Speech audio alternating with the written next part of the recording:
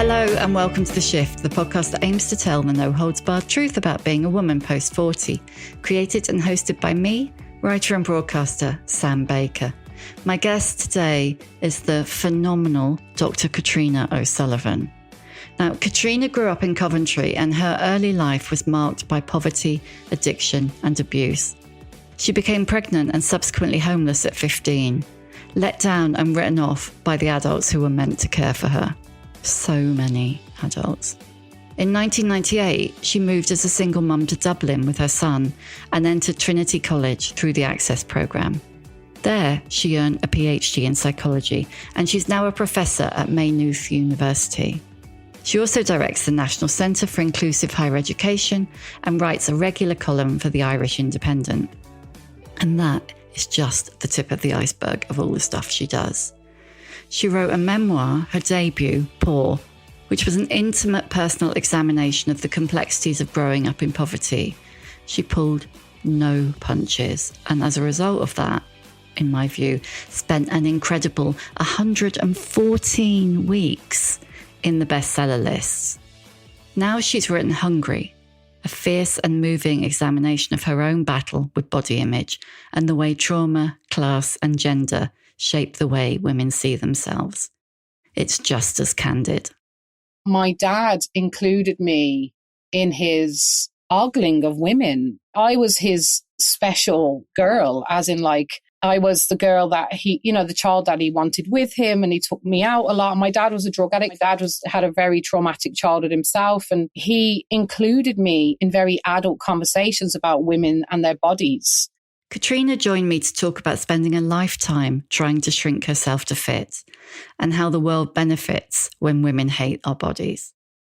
We also discussed why over-yogaing is a class issue, holding mothers to a different standard, ambition hunger, parenting boys, really bad sex, how hunger comes from the soul, not the stomach, and why no longer being an object of sexual interest is a bloody enormous relief.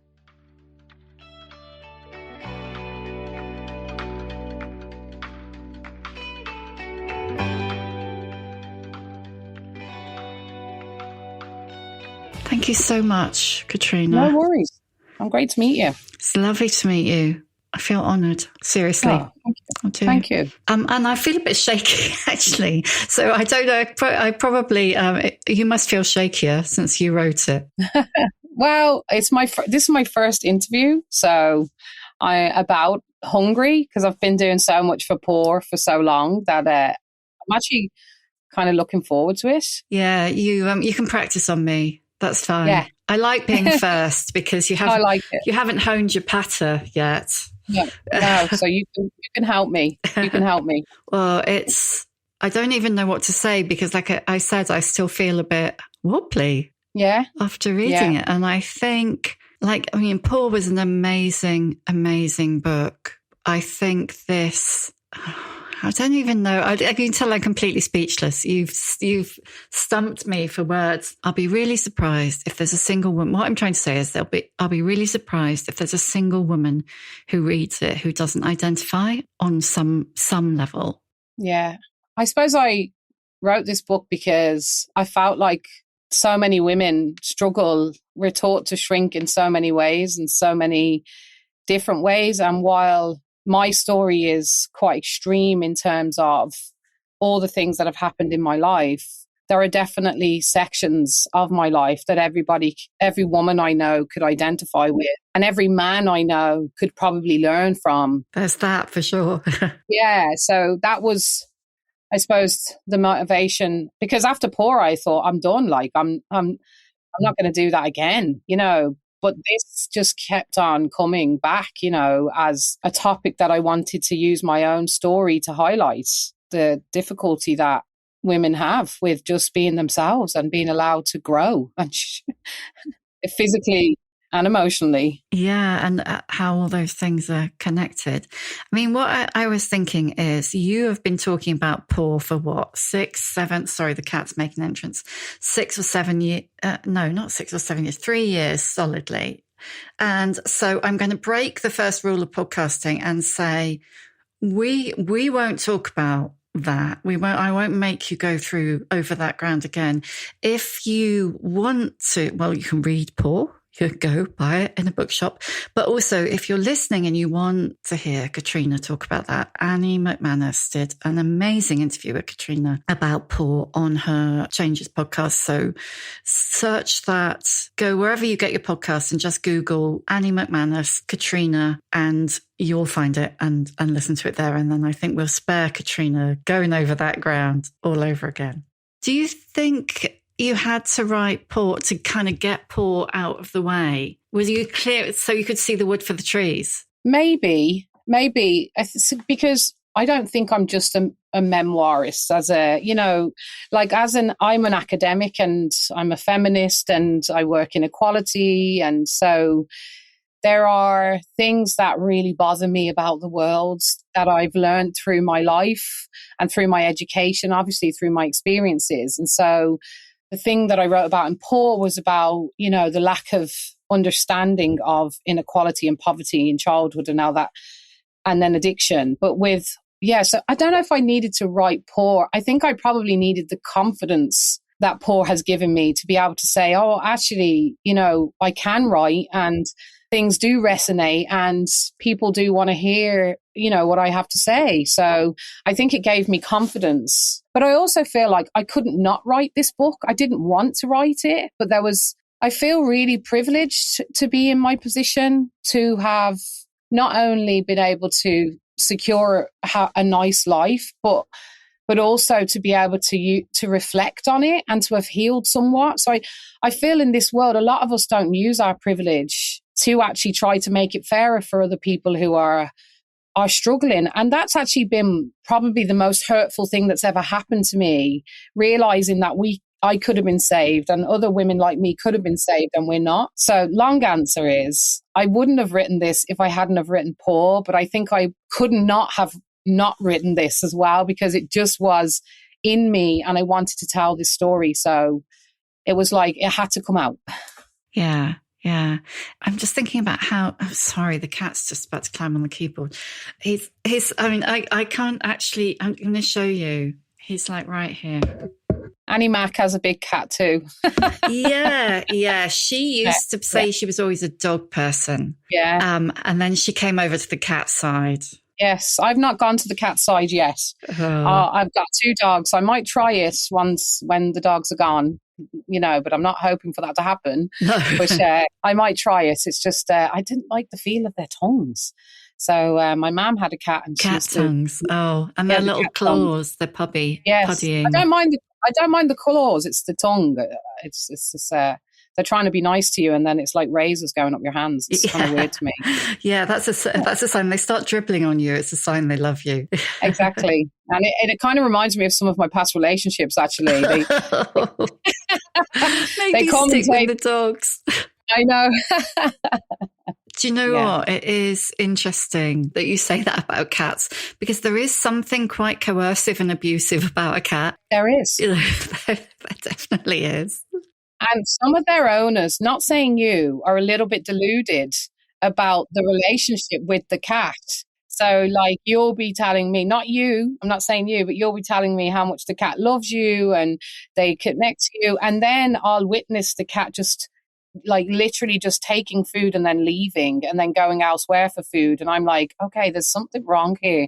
There's some denial in this relationship. So yeah, it's a strange one.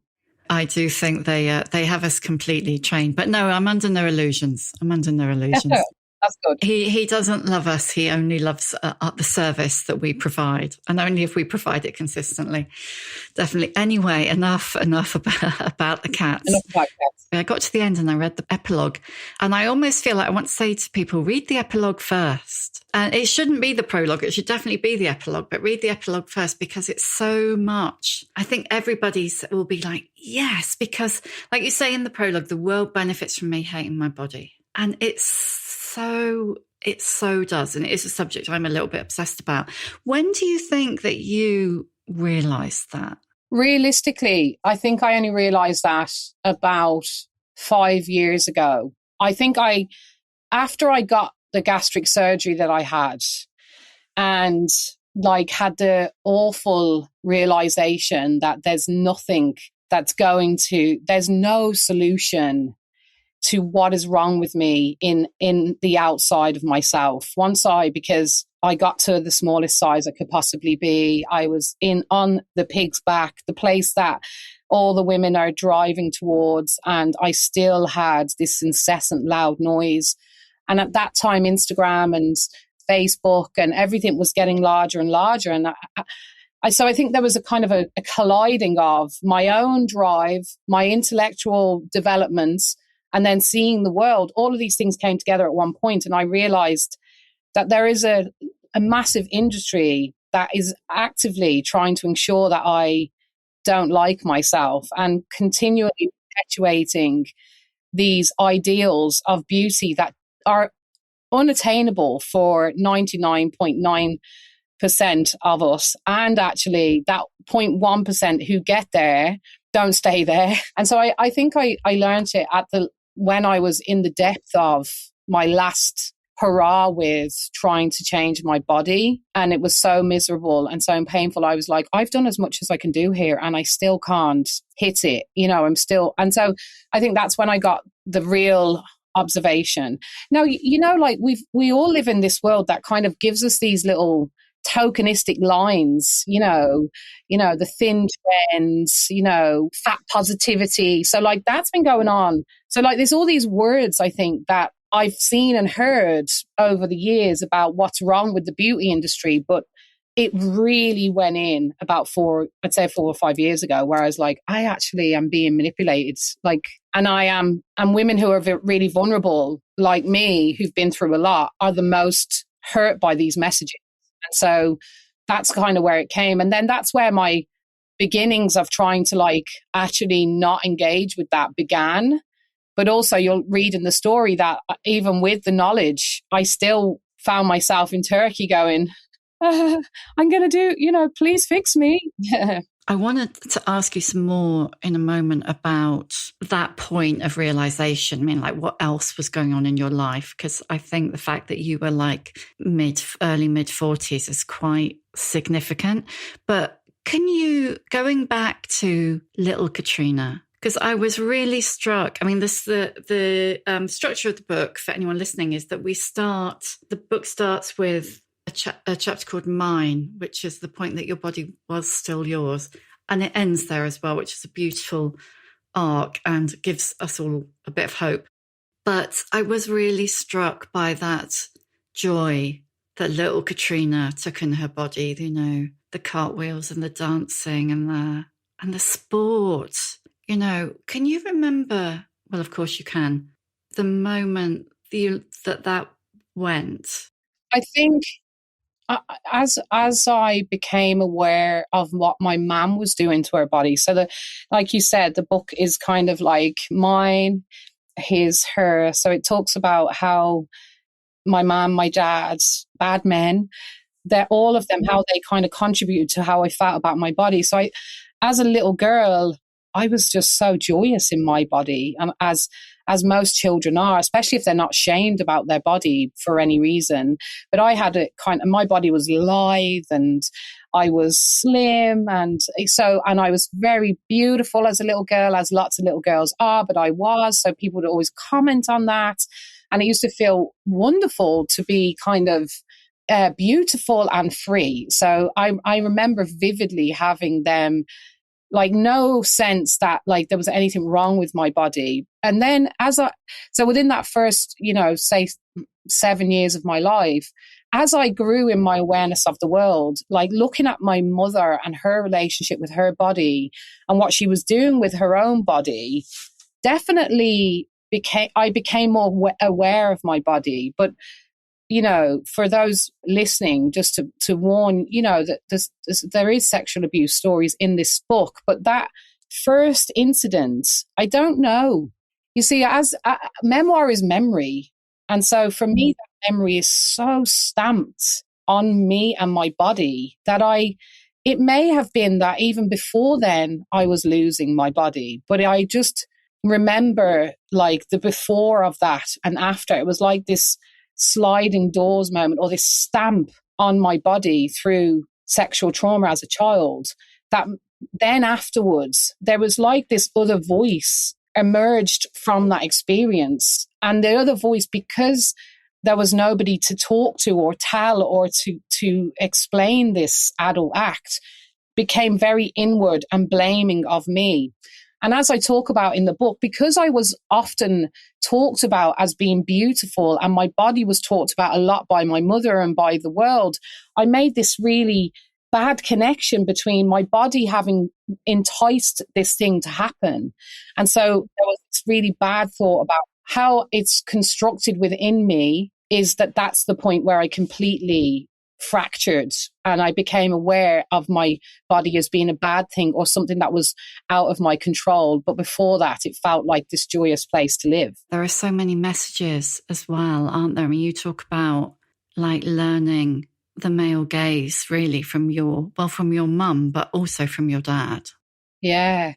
And this is I think the hardest part for me to write about, because, and for me to like tell, as in telling on my dad, because my dad included me in his ogling of women. I was his special girl, as in like, I was the girl that the child that he wanted with him, and he took me out a lot. My dad was a drug addict, for anyone listening, and my dad had a very traumatic childhood himself, and so he included me in very adult conversations about women and their bodies that added to this sense that like women's bodies were for men's pleasure. And obviously I'd been abused by this point by a number of men. Like in my other book, I only talk about one just to showcase the vulnerability, but I had a few experiences with different people and I felt very unsafe as a child. So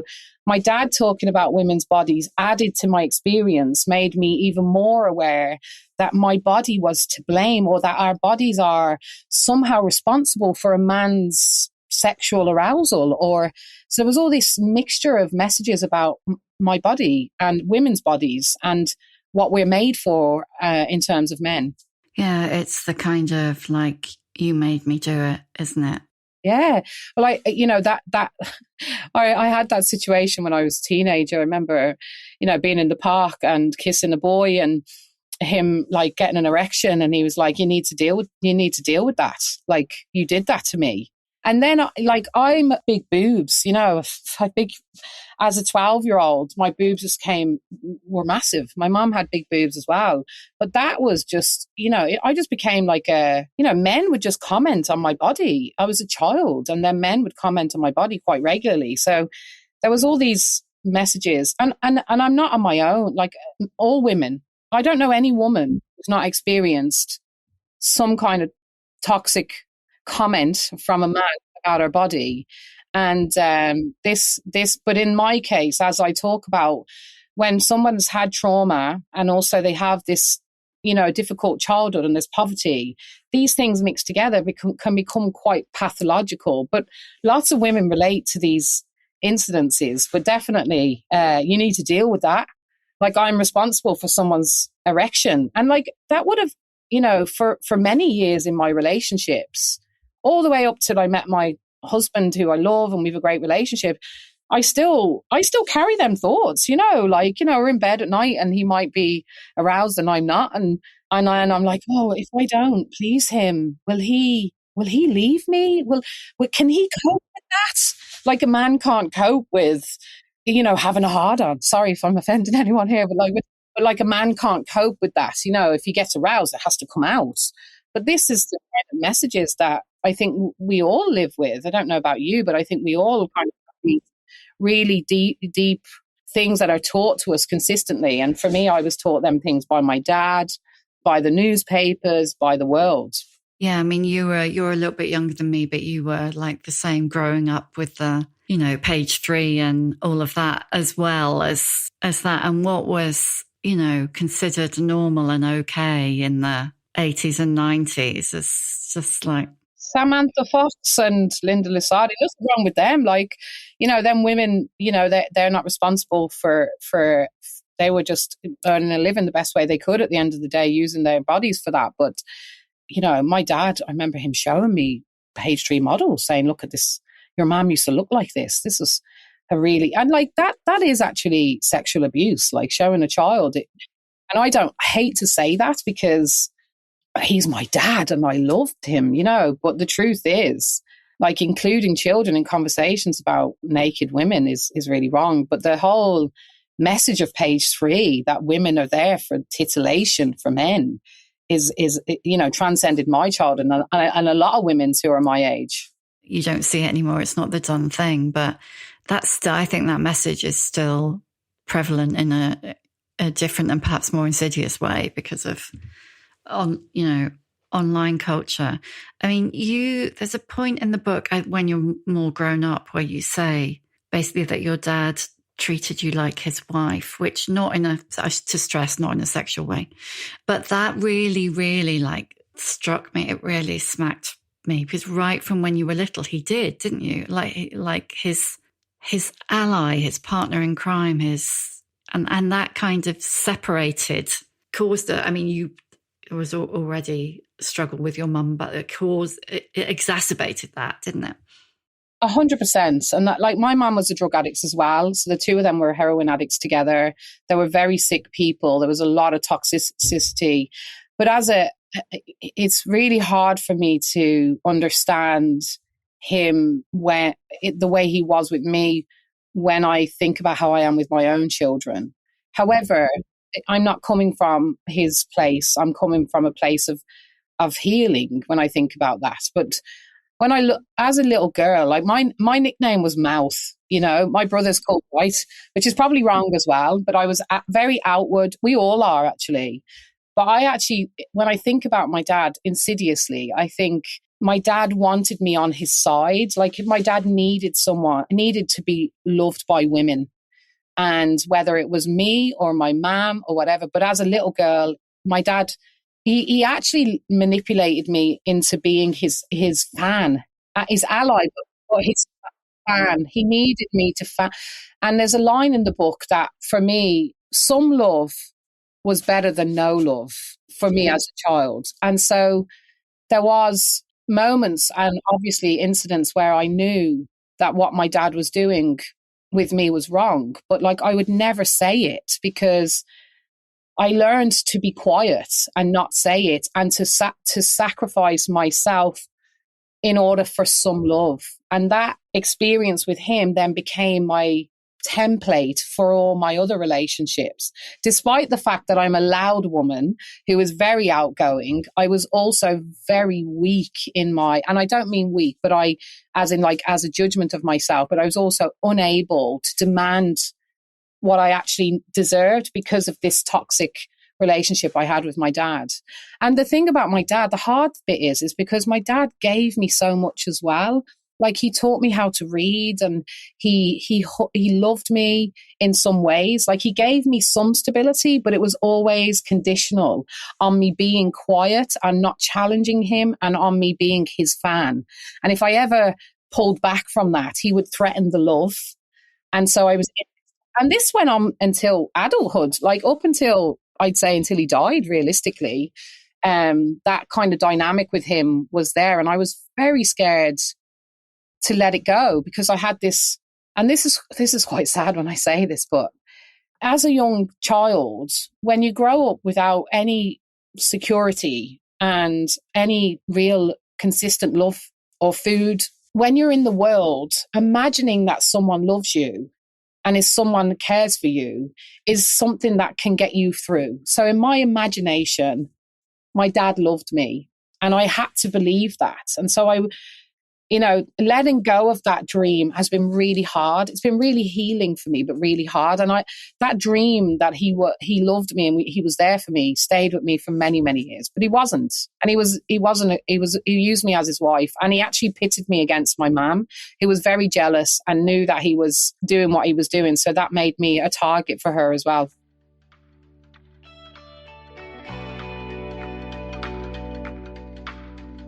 This episode of The Shift is sponsored by Shopify. I can clearly remember starting The Shift. It's such a leap, isn't it? Going out there on your own, doing a new thing. I mean, what if it doesn't work? What if nobody listens? What if all the tech comes crashing down around me? Now, over 5 years and over 250 episodes later, I know different, of course. Starting the shift was the best thing I ever did. And it helps to have a partner like Shopify on your side to help. For a start, they'll help you get the word out, like you have a whole marketing team behind you, with easy-to-run email and social media campaigns. Shopify's your commerce expert with world-class expertise in everything from managing inventory to shipping, returns, everything. And if you get stuck, their award-winning 24/7 customer support is always around to advise. It's time to turn those what-ifs into... With Shopify today. Sign up for your £1 a month trial today at shopify.co.uk/shift. Go to shopify.co.uk/shift. That's shopify.co.uk/shift.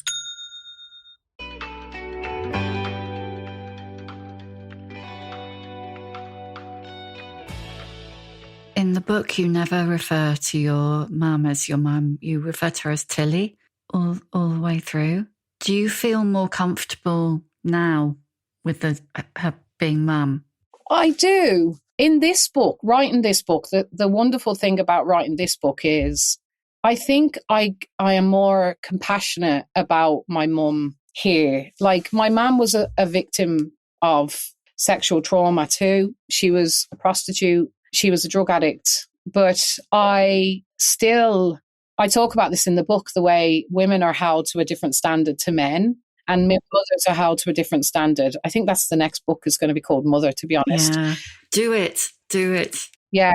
It's easier in some ways to let him away than it is to let her away because she's my mother and she's supposed to. We expect more, don't we? We expect more.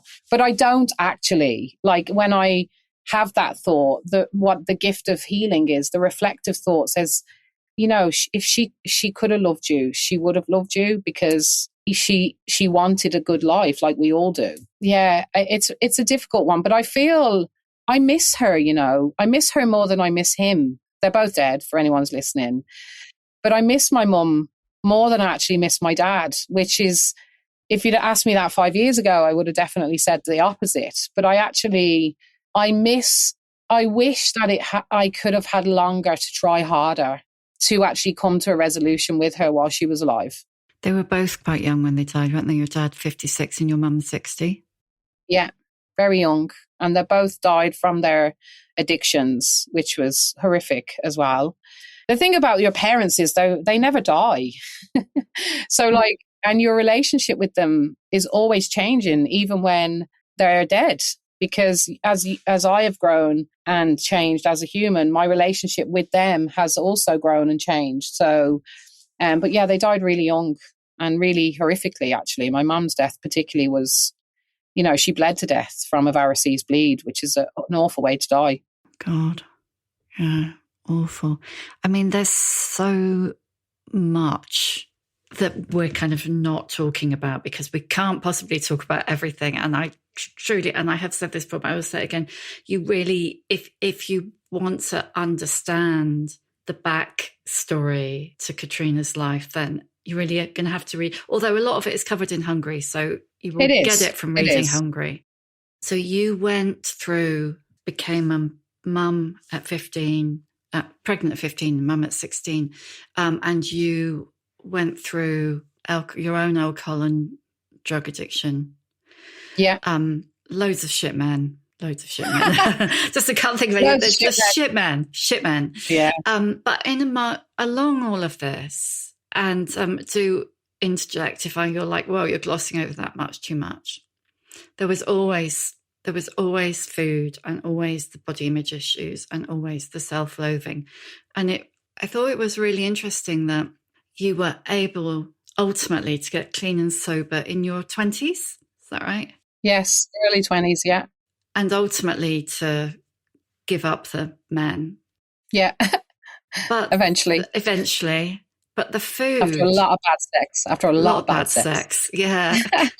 Like, it wasn't even fun. I mean, sorry, that was really facetious, but... No. But you know what was fun is, so the book is about, being hungry for connection, being hungry for achievements, and being hungry to be smaller. and what goes along with that.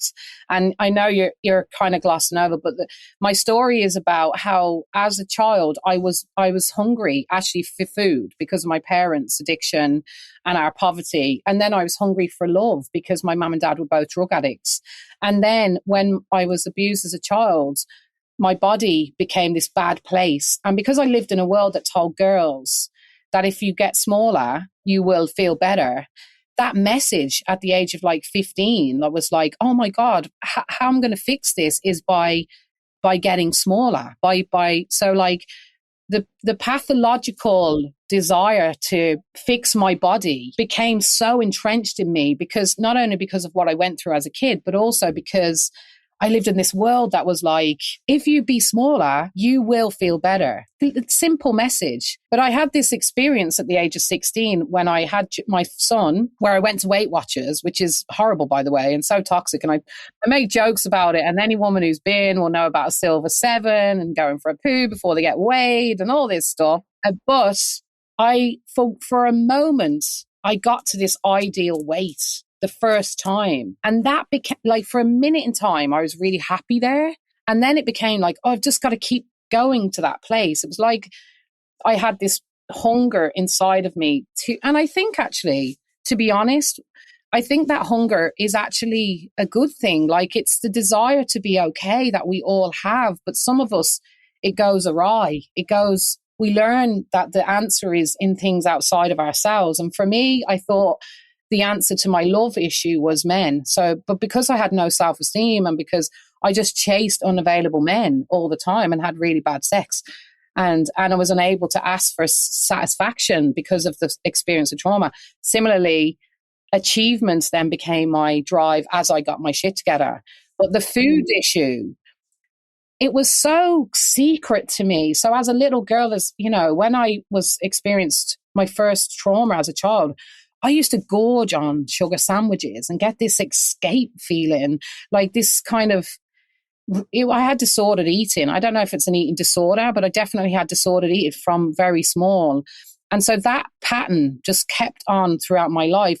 And it was something I never wanted to share with anybody. I didn't want it taken away from me. So even in recovery from my addiction, even in meeting my husband and finding my voice and being able to tell someone what I wanted sexually, the body stuff was just so in me. And because it's not like food is not like drink. It's not like alcohol or a drug. You have to eat at the end of the day. And also, there's no escaping other women. There's no escaping a woman, being in a group and a woman saying, got to get my steps in.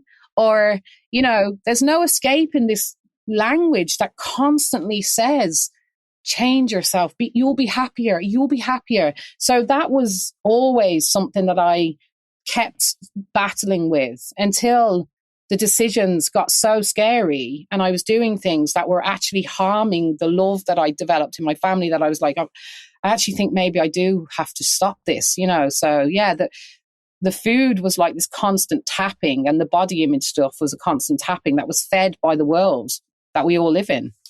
It's so interesting, that point. You were so young at the point food went from being something you eat because you're hungry, physically hungry. And I often think, even now with things like Ozempic and Mounjaro and with your gastric band, and there's this whole, you won't eat because you aren't hungry. That isn't necessarily what hunger is. Hunger isn't necessarily physical. No, not at all. That's why Ozempic or Mounjaro wouldn't work for me, because, my hunger is like from the soul at the end of the day. And my desire to heal is actually from my soul as well. I think it's in all of us. And I think these drugs are fantastic for people who have obesity, who have the medical consequences of obesity, because obesity is a real disease that actually, isn't about willpower. And we live in a really complicated world as women, particularly as women, men as well, but women particularly. But in my case, and I never had food So this is the other thing that I talk about in this book, like what it's like as a child to actually be hungry. Like my mom and dad were drug addicts, extremely addicted to heroin. Every single penny went on up my mom's arm or my dad's arm. So we literally didn't have food. And so I didn't really know nourishment at all as a child in terms of food. And I lived hungry a lot, and that interfered an awful lot with my ability to regulate myself as a child, to be able to go to school properly, to be able to, feel my emotions and everything. So I do talk about the consequence of that on a child. So I never really learned how to like have a feeling like, oh, my belly's empty. I need to have some couscous and raisins or whatever it is that good people eat. So I never had any food education, and I never learned how to connect the things. I was just driven by food as a young child. Like me and my brother, who I talk about in the book, like the two of us were starving as young kids. I can't explain enough how horrific it is to be hungry as a young child, and then to be expected to act the same as everybody else, and to be able to like sit still in class and learn quadratic equations or whatever when your belly is shouting at you. So I actually never learned, I think, properly the cues even that go with hunger. And then I never had food education either. So like we live in this world now, Jesus, people are talking about ultra processed foods. And, like where I come from, you shop in Iceland, you spend £15 a week and on a quick shop in Iceland, which is chicken nuggets and some frozen chips and Finder's crispy pancakes. You know what I mean? Like even on top of that, when I was able to eat, I never knew what was nutritious even, so there's a whole story there as well about like the dysregulation that hunger brought, and then how that became toxic throughout my life as well. Yeah, because there's the constant intersection, isn't there, of class and poverty and trauma and all the messages that we're sent. Because really fascinating bit about when you are at Trinity getting your degree and then your PhD, and all of the women there have got the same messages. Yes. But it manifests in such different ways. I was so worried about writing about this, because I love women. Like I am here for wherever you are, whatever you're presenting with, whatever your views are. Like I just love women at the end of the day. And I think we need to be for each other. But there's some women so the book is about my journey as a poor, traumatized woman with her body and her heart and achievement. But there's also the reflections on how our messages affect different classes of women in different ways. And one of the things I would have observed in middle class women, particularly in Trinity, and my colleagues and other students, was this like wellness world. Wellness.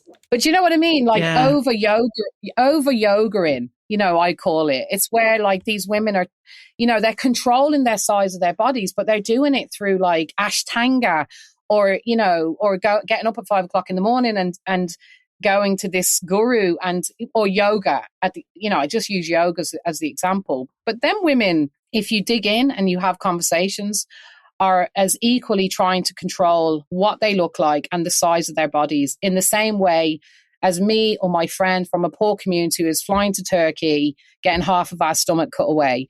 It's just a different layer. The horrible bit is this, that women like me are risking their lives in some cases to do this.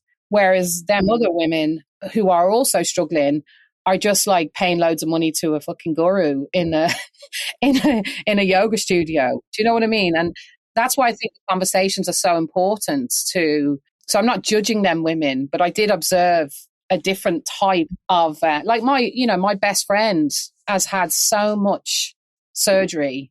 She's had a boob reduction. She's had a boob implants.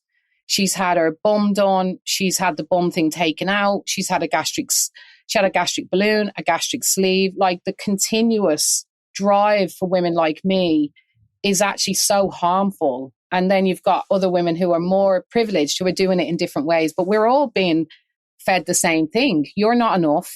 Your body doesn't fit. And you need to fit this standard in order to be beautiful. And I wanted to talk about that. Did you like the book, Sam? I loved it. I mean, like I said, it made me feel wobbly in a good way, but in I really need to digest this. Can you? Yeah, no, I loved it. Look, let me show you my corners. Oh, I love it. I like good corners. Yes. Yeah, I mean, this is so much. And I've had to kind of discipline myself because I think I could easily keep you here for 3 hours. And I'm sure you've got other things to do with your life. But I really want to talk to you about achievement hunger. Yeah. Also, I want to talk about your achievement and everything you've achieved because you have done amazing things. I have. But I also felt conscious, and I say this as somebody who has been pretty hooked on the busy myself, to the extent that I've, like you had to have my body call a halt to it because I wouldn't stop working. Yeah. But it's just another addiction, isn't it? So you got your PhD and then you got this and then you got that and then you wrote your bestseller and, it's just it's another high, a healthier high. I don't know if it is healthier, to be honest. I actually think that in some ways the cost is sometimes might not be as great, but in some ways it is because we never stop. So in the book, I call it like whack-a-mole.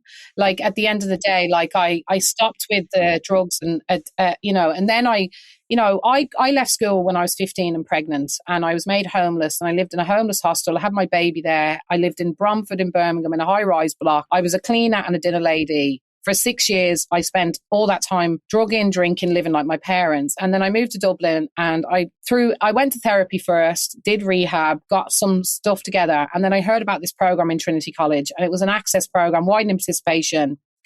And I went because someone recommended it to me and I discovered that I'm really smart. I didn't know I was really smart. Did anyone ever tell you were really smart? Yes, they did. So Mr. Pickering, Miss Arkinson, they told me I was great at English and I knew that I could buy and sell you. Like, don't get me wrong. Like, I knew I could get through, but I didn't know that I was university smart or book smart. Most of my schooling thought that the way I presented was actually an indicator of my potential. Because I was hungry, because I was traumatized, because I didn't have family that knew education or support me through it, I was a bad kid. And so people saw that, most people. But when the conditions were correct, I went to Trinity and I learned that I'm amazing, like first class honours degree, still alone parents, drug addict parents, and I'm smashing it.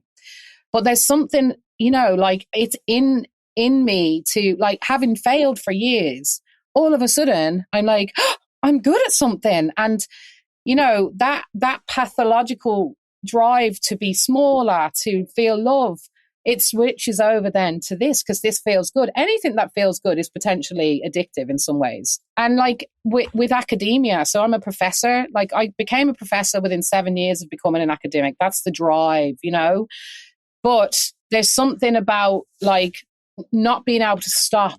So when I got my PhD and I literally didn't even think I've got a PhD. Wow, from Trinity College. It was like next. And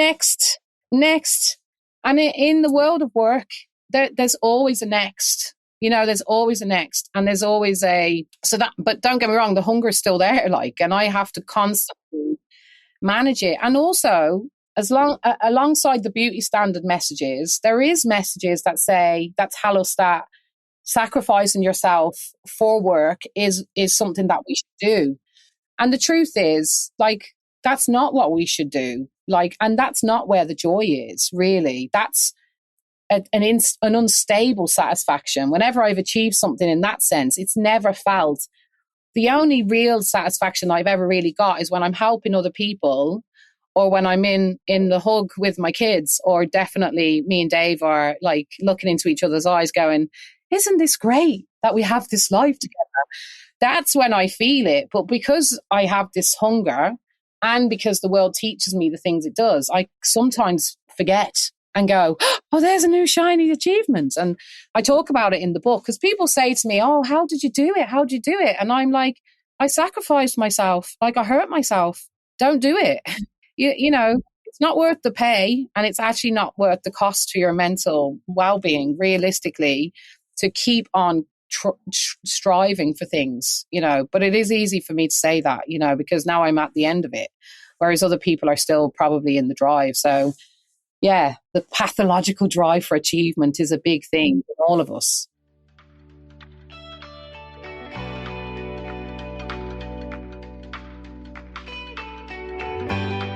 This episode is brought to you by Redfin. You're listening to a podcast, which means you're probably multitasking. Maybe even scrolling home listings on Redfin, saving homes without expecting to get them. But Redfin isn't just built for endless browsing. It's built to help you find and own a home. With agents who close twice as many deals, when you find the one, you've got a real shot at getting it. Get started at redfin.com. Own the dream.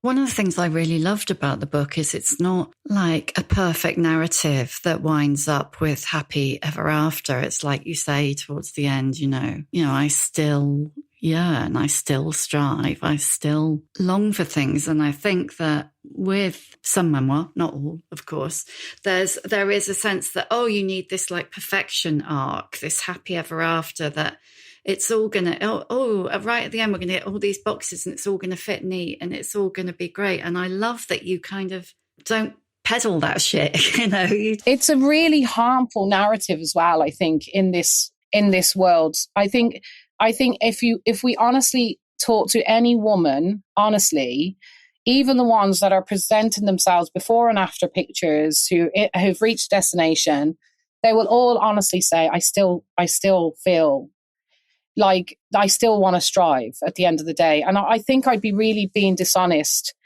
to myself and the little girl that lives in here all the time, that little 7-year-old, if I said I'm completely free. There's a moment in the book where I talk about it. You know, I had the gastric surgery. I was getting sick all the time. I went on holiday to Turkey. I knew I could get a gastric sleeve there. And I go and book in against Dave's wishes, and I'm on the table about to go down. I didn't get it, by the way. This is the gift. This is the arc. This is the end. Is that in the last moments, I had a voice. I'm going to cry. The little girl that lives in me, the pure soul that has always been there, said, don't do this to me. And for a moment, I went, this is not right. And that's the gift of therapy. That's the gift of, it's not having the desire to be smaller. It's not having the drive. It's having a moment where you can say, is this right for little Katrina? Is this loving her? Is this giving her the life that she deserved? And that's the ending, is that now I have moments where I can stop and say, I don't actually need to go on another diet. Maybe I just need to slow down a bit. Maybe I need to do a sauna. Maybe I need to go and have a sea swim. Maybe I need to call my friend. Maybe I need to get a hug from Dave. Maybe I need to read my therapist. That's the ending, is the moments. And like lots of my friends don't have their moments. They keep on, and lots of women I know don't have the moments.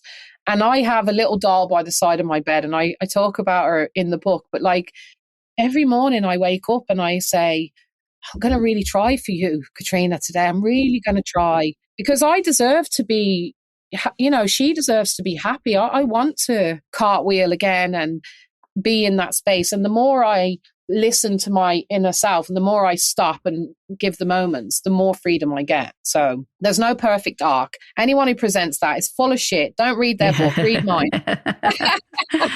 And you've given her voice back. I have. And what's been beautiful, is actually, I talk a lot on my social media. Like I talk about how I feel and my body and everything else. And then I obviously in Pour as well, I've been very open about my other book, about my life. And what's been so wonderful is like the worst experiences of being a little girl who had them experiences was like feeling alone or feeling like no one else was in it with me. And like by opening up, it's been a wonderful gift to have other women.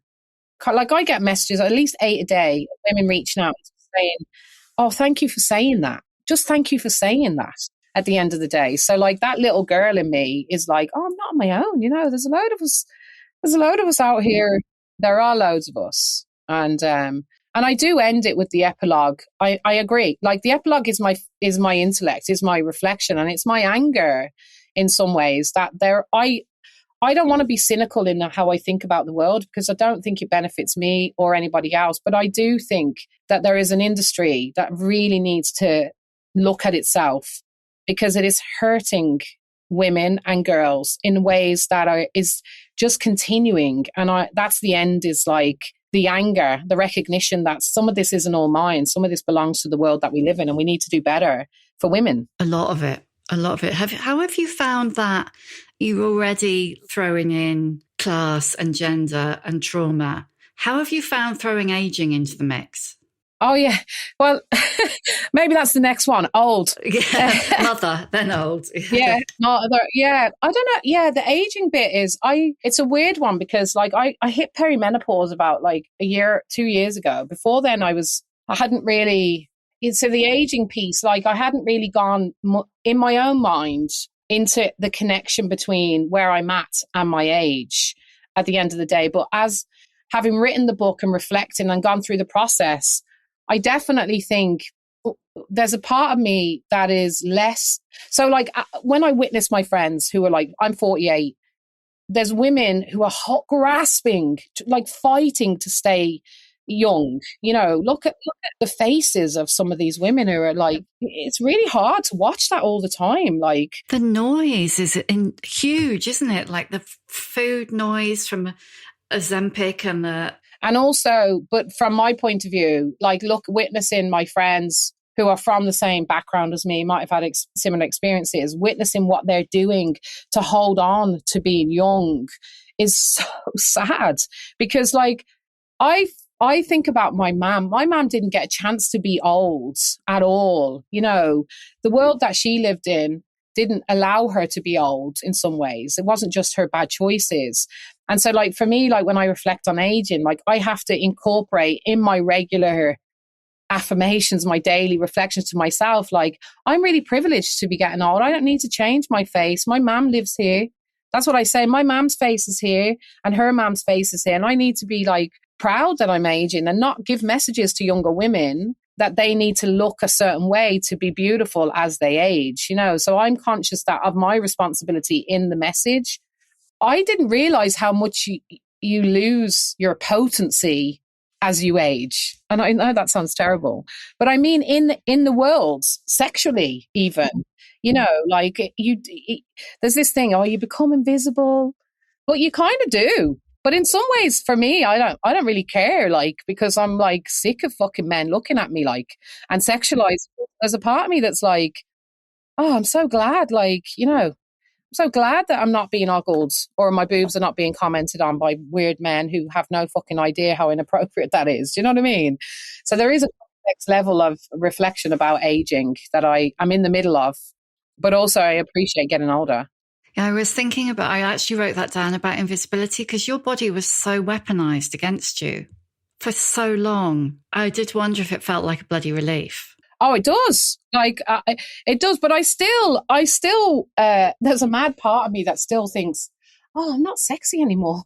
I like being sexy, Katriona. You are. Yeah, but you know what I mean, though. Like there's a whole new way of navigating yourself and your own body as you age, and the things that you think are valuable about yourself in terms of beauty and other things.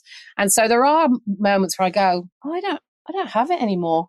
And I'm like, oh, I don't fucking want it. I'm glad I don't have it, you know. And then I'm like, who do I think I am? Did I ever have it?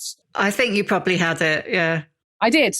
Well, I had a sexy body, you know, as in that's what was taught to us, you know, boobs, you know, a pretty face, boobs, nice hair. And like men are just like magpies in some cases. Oh, you know, they don't even recognize who you are necessarily as a person. And so I was sexualized, but I also was sexual myself because of the language and the lessons that I learned. So there's a two-way lesson in that. You know, my value, I was taught that being sexual was valuable and would get me attention. So there was two sides to that. And relearning that as an adult and as an older woman is great. Yeah, God. It's such a head fuck, isn't it? It is. I wonder, so you know what's so weird as well? I'm going to say this out loud because I probably shouldn't say it out loud, but like when we talk and I talk about men, I kind of always get that other thought. I was like, oh, you shouldn't ostracize the men. You know, yeah, not all men, hashtag, yeah. Not all men. And then I'm like, fuck off. Like I just, internally, I'm kind of like saying to myself, it isn't all men. Like I've married an amazing man, and he wasn't, he's a man that's grown. It's not someone who came in a package. He's a man who's grown and learned and wanted to learn how to be a better man. That's a good man in some senses. So I'm not anti-men, but I definitely am angry that men are not doing more to make us safer as women.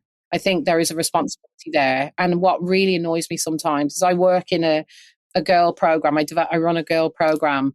Is most men who actually do end up standing up, they end up standing up because they go, oh, well, I had a daughter and I just realised. As a father of daughters, that literally makes me want to smash a window.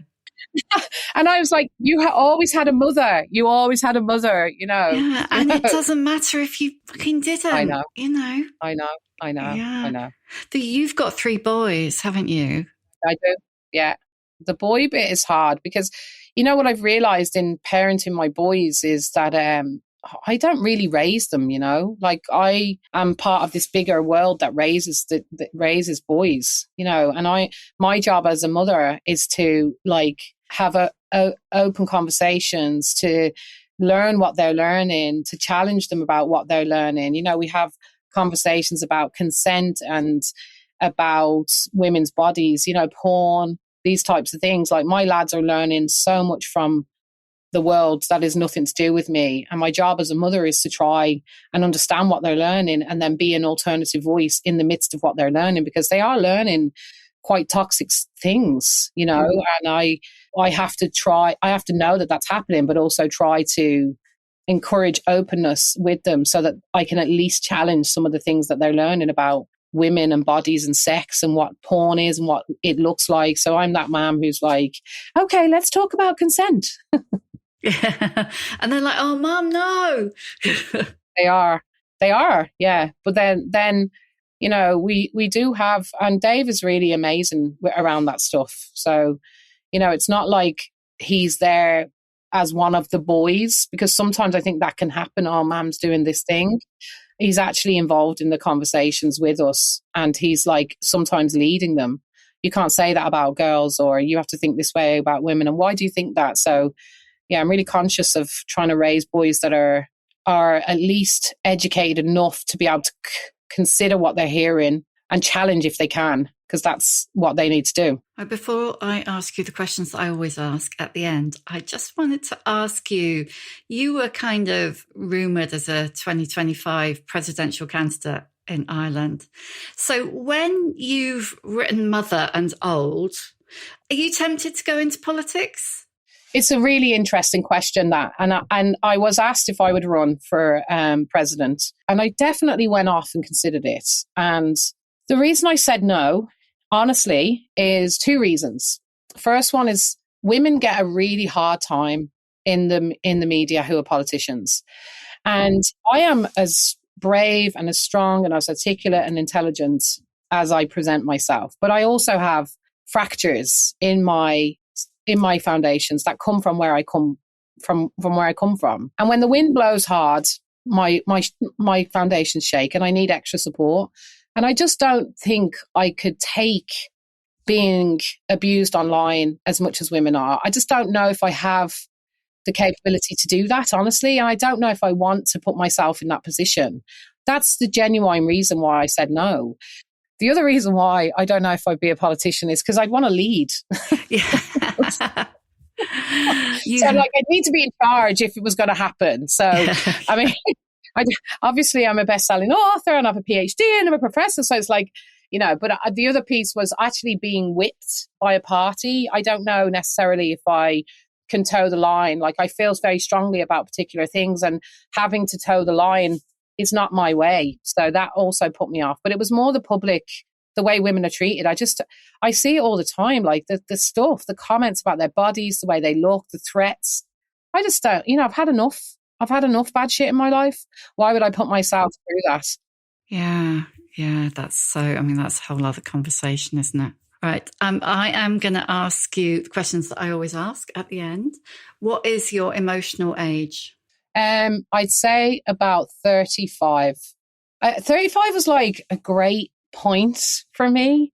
I think like myself and Dave, I don't know, I think 35, even though I had a difficult time with my body, I think emotionally, I was really in love at that stage. I was really, my youngest son was 2.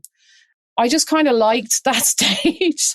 So I think it was the point where I kind of got myself into a position where I just felt this love. So when I think about the emotional age, I think I'm still in that kind of period where I realized like, oh my God, I'm actually, I'm on this upward trajectory and I'm feeling love and I'm feeling the joy of being loved and having family and having, this safe home that we created for ourselves.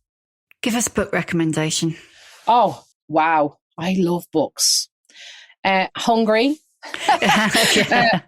Or I love Elaine Feeney. Elaine Feeney is an amazing writer. But she's been heralded for How to Build a Boat, but I actually, as a woman, loved As You Were. It's her first book and it's fantastic. I also just read a book by a woman called Katriona O'Sullivan called Home Economics, which is about a writer. She's a beautiful writer. So I think I love books about women. So I would say any of Elaine Feeney's books I love. Louise Kennedy, her new book is coming out soon. I've just read it. Have you read it? Yeah. It's great. Did you read it? No, I've got it, but I haven't read it yet. I just got it the other day. Yeah, it's brilliant. And then Katriona O'Sullivan's book is coming out and it was really good. Home Economics. It's a fantastic reflection. It's a memoir, but it's a reflection on being a cleaner and a best-selling author and being a mother. And it's just well written and beautiful. 3 books, sorry. Check that out. 3 books is good. What advice would you give younger women? Just stop for a minute. Just stop. Before, my dad was really annoying and he did a lot of hurt, but he always used to say this to me: don't make long-term decisions on temporary feelings. And, and I think sometimes when you don't like your body or you don't like your face or you don't like yourself, sometimes we can jump to decisions that are much more permanent than we think. Surgeries, lip fillers, whatever it is, facelifts or whatever, So I would say if you can learn to pause and ask someone or learn to pause before you make decisions, it would be a really great thing. And the other thing is you're enough. You are enough. And the last one is you may never, I could not have dreamed my life. When I was 15, my goals were this: secure payments from the secure benefits, a council flat, and if I was lucky, I might get a fella who didn't hit me. They were my dreams. My dreams were limited by my life. No one ever taught me that I could be a professor or that I could be loved or I could feel happy in my body. I never ever saw that for myself.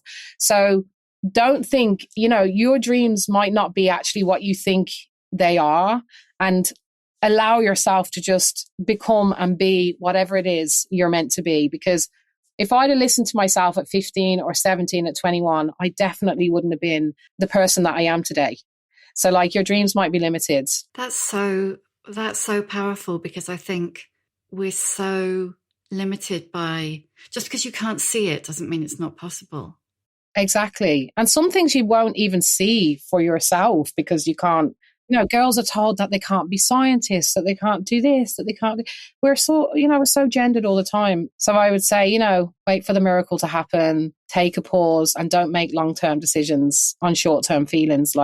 If you don't like yourself, that's short-term, but changing yourself permanently is long-term and you may regret it. Do you feel like you're enough now? I think that's transient, I think I know I'm enough. So I don't feel it all the time, but I know it inside myself. So there's a root in there that's been planted through healing. In my mind and in my body, I can feel shame. I can feel like I'm not enough. I can see message before and after pictures and go, oh, I'm not enough. But if I go into the root, I am enough and she is enough. And so I know I'm enough. If I stop and actually let the noise go, I know I'm enough. But I can definitely feel like I'm not enough, and I can think it, and I can think all these thoughts, but definitely deep down, I know I'm enough. Does that make sense? Yeah, absolutely. Yeah, it really, really does. And I was just thinking, and I should have said it, You've done good by 7-year-old Katrina. Who is an older woman who's inspired you? Oh, Mary Robinson. You know why? It's because two reasons why. Well, three, because she's an amazing leader and she was our first female president in Ireland. Second reason is because she's not afraid to say the awkward things. And the third reason is she's made mistakes and she's owned her mistakes, and she's actually said that publicly. And I actually got to meet her and go to dinner with her a few weeks ago, and it was like a dream come true. I couldn't believe it. Like, she is a hero. But also, I there's so many working class women who I know, like older women who are literally like living by the skin of their teeth, managing families, managing relationships. They're the women that I admire. You know, the ones that are just like literally they have it written on their face, but they get up every day. They're caring for their grandkids because their kids need them to, and they're pushing forward despite all of the silence. But they're the women that I am like, I fucking see you and I fucking love you. You know, it's not necessarily always the famous women that get me. It's the women that are like kind of just keeping on, you know, who were forced to stay married, who couldn't work, who were looking after their kids after years of trauma. I love them women. I think you need to think again about politics, you know. What's your superpower? That I can read a room like no one else can. And it's actually a horrible skill. I was going to say, is that from your hyper-attentiveness being a kid? Yeah, hypervigilance. So like I teach, 300 students or go and do a keynote for hundreds of people, and I am aware of every single person in the room. And that is really tiring and actually kind of like overpowering sometimes. And I know if someone's thinking I'm talking shit and they're not interested or on their emails, but that hypervigilance and that hyper-awareness also makes me really sensitive to when someone's hurting or when something's wrong with someone, or I can read a situation quite quickly. So it's made me quite connected. How it used to be was that I interpreted everything quite negatively. So it's not like that now. Now I have the moments where I can go, actually, Katrina, the world isn't threatening and it's actually a superpower, but I would give it back to be mediocre any day. Yeah. Yeah. And last one, how many fucks do you give? I give no fucks whatsoever. No fucks. Is that what you said? How many fucks do I give? Yes. No fucks. I don't give a fuck. And I love saying fuck. That's the only thing I'll say as well, is that I swear a lot. You haven't sworn at all. Really, I swear a lot. So I give a lot of fucks, but I give no fucks as well. And I love it when I speak to a room of really privileged people and I swear, and I kind of say to them, oh God, I always get serious, but like, the ownership of language and the way we tell people that they can't say fuck, it really stops poor people from participating in privileged places. And I think we should have allowed to say fuck as much as possible on the radio, on the telly, and that would make it more comfortable for people like me to just take over the world. So I give loads of fucks, but no fucks at the same time. Thank you for listening. If you enjoy The Shift and would like to show your appreciation, why not buy me a coffee? Go to www.buymeacoffee.com/The Shift with Sam Baker. You can hear a new episode of The Shift every Tuesday, wherever you get your podcasts. And if you like what you hear, please do rate, review, follow, tell your friends, because it really does help other people find us. And if you'd like to know more about my own experience of shifting, my book, The Shift, How I Lost and Found Myself After 40, and you can too, is out now in paperback.